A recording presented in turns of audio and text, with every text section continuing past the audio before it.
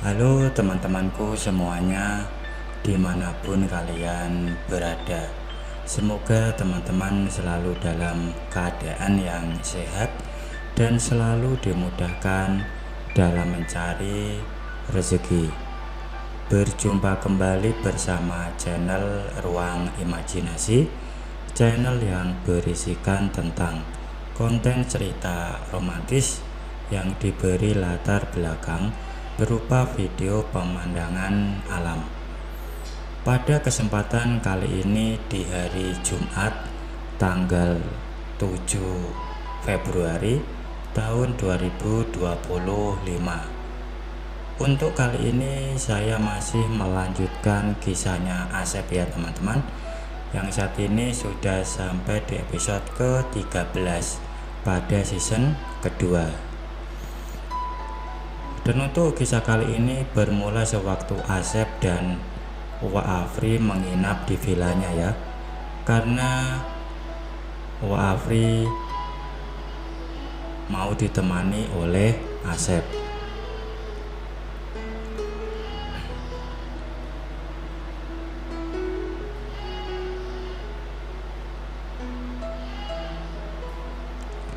Dan setelah sampai di villa itu, Uwa Afri pun memutuskan untuk mandi terlebih dahulu, karena perjalanan dari kampung ke hotel banyak debu yang menempel.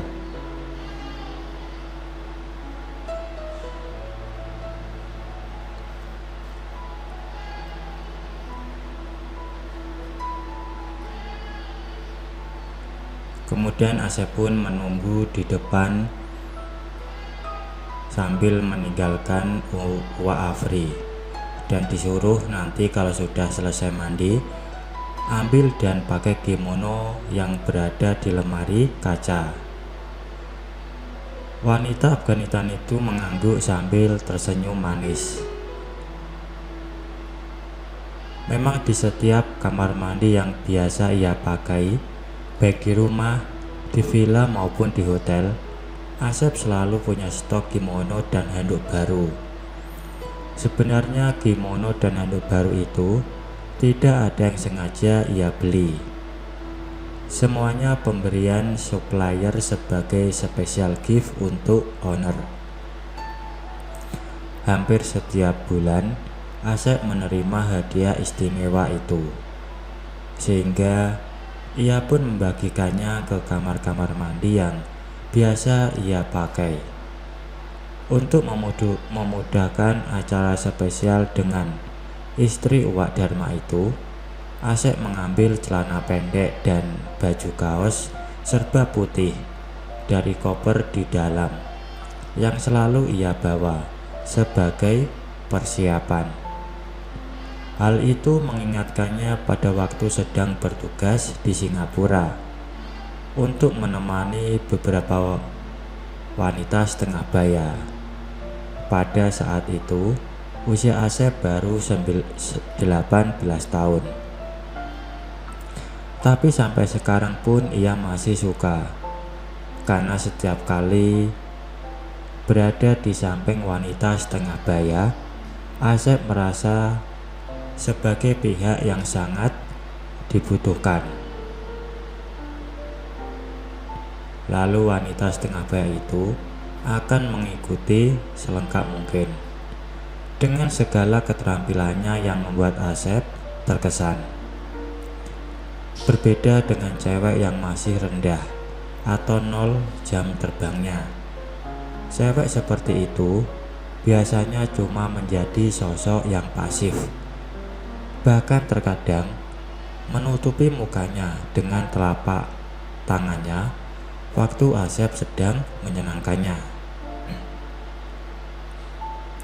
Tak lama kemudian, ketika Asep sedang duduk di sofa ruang cengkerama, istri Uwak Dharma pun muncul dalam keadaan sudah mengenakan kimono putih seperti yang ia anjurkan.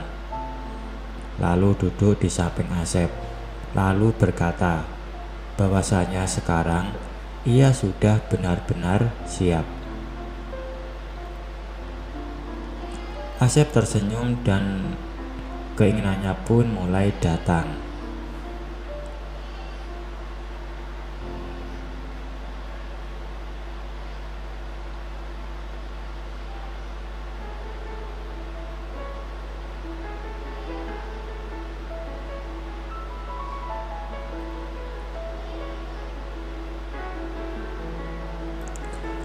Malam itu Asep menyenangkan dia dengan segenap kelebihannya.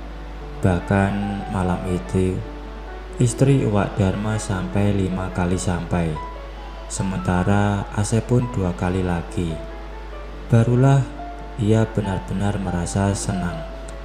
Akhirnya mereka pun tertidur nyenyak sambil berpayungan dalam suasana kurang benar. Keesokan paginya, setelah mandi dan menikmati sarapan pagi di sebuah rumah makan yang terletak tak jauh dari villa, mereka langsung menuju kantor bank untuk mencairkan cek ke dalam rekening tabungan istri Wak Dharma. Setelah urusan dengan bank selesai, Asep langsung mengemudikan jeepnya menuju rumah Wak Dharma yang letaknya cukup jauh, dengan jalan yang berkelok-kelok dan naik turun.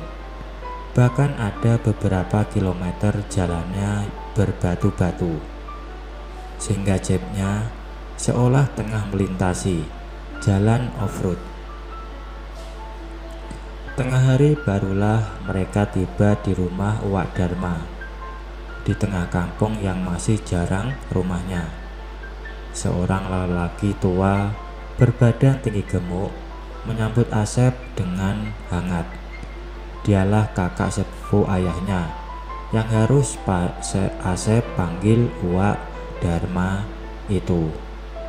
Baru sekali ini Asep berjumpa dengannya.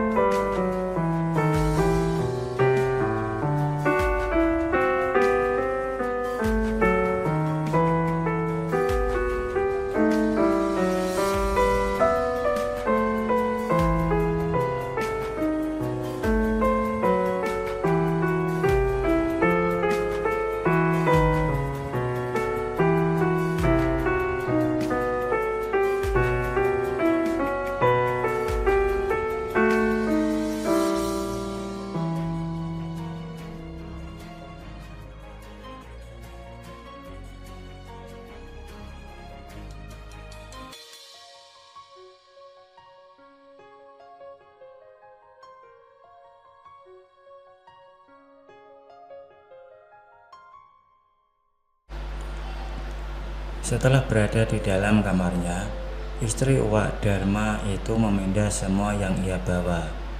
Lalu ia menutupkan dan mengunci pintu kamarnya. Asep pun juga memindah yang ia bawa untuk memenuhi keinginan istri Uwak Dharma itu. Lalu Asep melangkah menuju tempat tidur jadul itu, di mana istri Uwak sudah menunggu.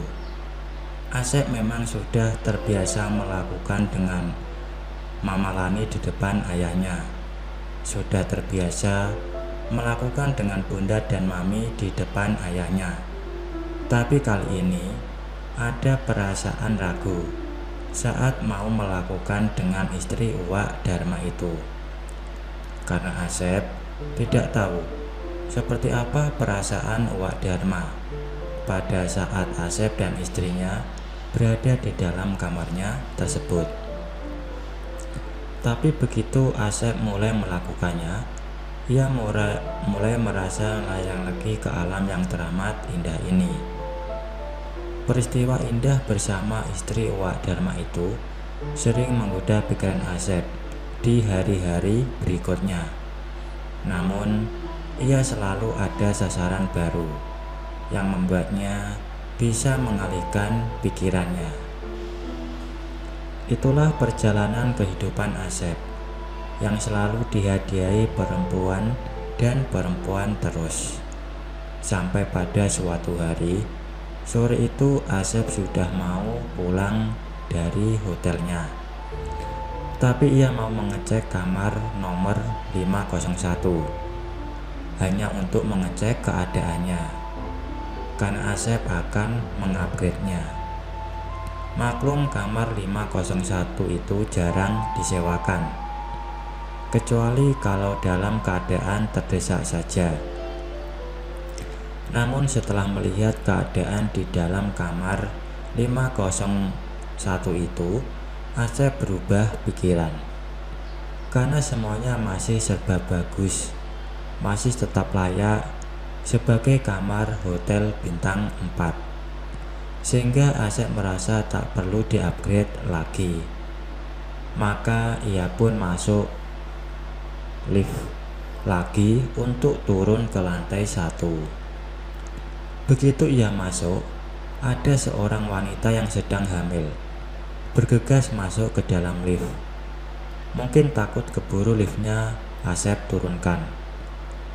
Begitu Asep melihat wajah wanita itu, ia terkejut karena ternyata dia dosennya yang bernama Elizabeth, tapi biasa dipanggil Bu Lis saja. Dia juga terkejut setelah melihat wajah Asep dan menepuk bahu Asep sambil menyapanya.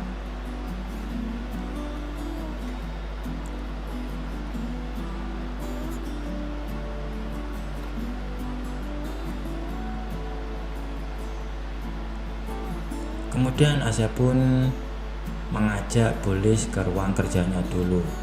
Mungkin ada beberapa hal yang bisa mereka bahas. Bu Lis pun mengangguk, lalu mengikuti langkah Asep menuju ruang kerjanya. Beberapa karyawan hotel pada menyapa Asep, membuat Bu Lis tampak semakin yakin bahwa Asep benar-benar owner hotel itu. Asep pun membawa Bu Lis menuju ruang tamu owner hotel yang berdampingan dengan ruang kerjanya. Kebetulan ruang tamunya sudah ia upgrade sedemikian up to date, sehingga sepintas pun tampak mewah sekali. Sehingga Bu Lis kelihatan seperti kagum menyaksikan keadaan di ruang tamu owner hotel itu.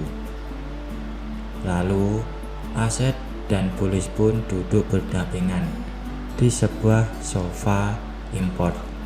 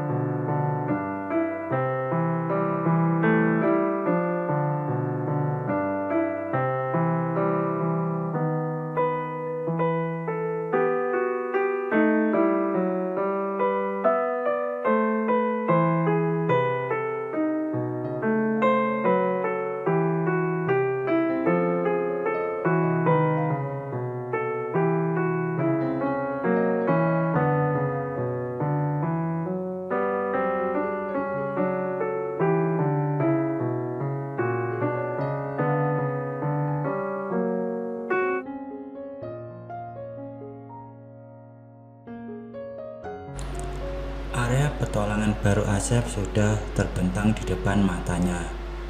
Sudah terpikir indahnya melakukan dengan Ibu Halim yang satu itu. Rumah Bulis itu mungil, tapi bentuknya juga bergaya minimalis, sesuai dengan tren rumah masa kini. Tapi begitu masuk ke dalam rumahnya, berantakan sekali. Sementara Bulis mengambil jemurannya yang cukup banyak, lalu melemparkannya begitu saja ke atas sofa ruang tengah.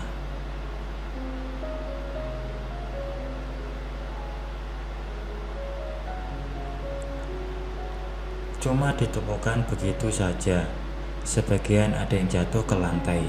Tidak ia pedulikan. Mungkin dia sudah tak sabaran, ingin segera disenangkan oleh Asep. Dan ternyata itu benar.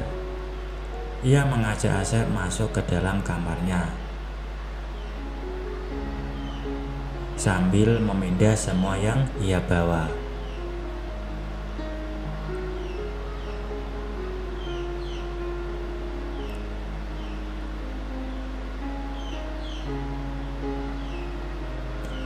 Asep pun menurut saja apa yang diinginkan oleh Bulis. Ia melakukannya tanpa halangan sedikit pun, seperti yang sering ia dapatkan dari Mama Lani. Ada rasa yang tidak bisa didapatkan pada wanita yang tidak sedang halim. Tapi melakukan dengan wanita halim jangan memperlakukannya secara kasar. Lebih lembut lebih baik.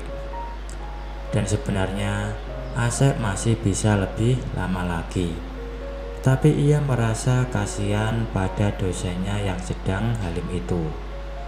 Maka Asep pun berkonsentrasi untuk segera menyelesaikan acara indah itu.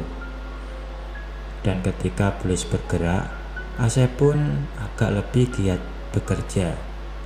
Lalu terjadilah detik-detik indah yang paling ia idamkan dalam setiap kali berbagi.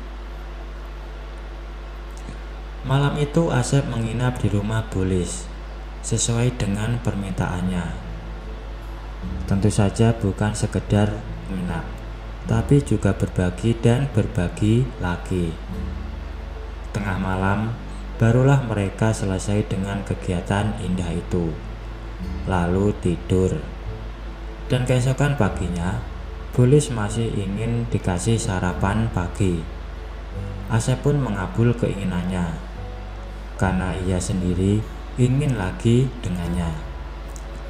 Setelah mereka sama-sama lega, barulah Asep mandi dan menyantap sarapan pagi yang dibuat dan dihidangkan oleh Bulis. Dan dalam perjalanan pulang ke hotelnya, tiba-tiba Asep teringat bahwa Mama Lani pun sedang halim tua. Mungkin Asep harus pulang ke rumah hadiah dari Tante Saron itu.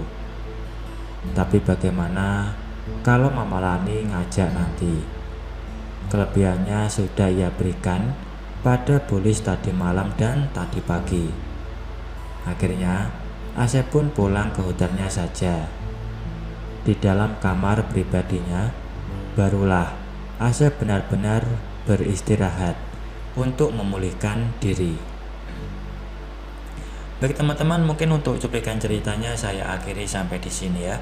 Kalau ada salah pengucapan maupun penulisan, saya minta maaf yang sebesar-besarnya. Semoga teman-teman dapat terhibur dengan cerita yang kali ini saya sajikan, dan nantikan kelanjutan ceritanya hanya di lain kesempatan. Saya ucapkan selamat beraktivitas ya, dan terima kasih.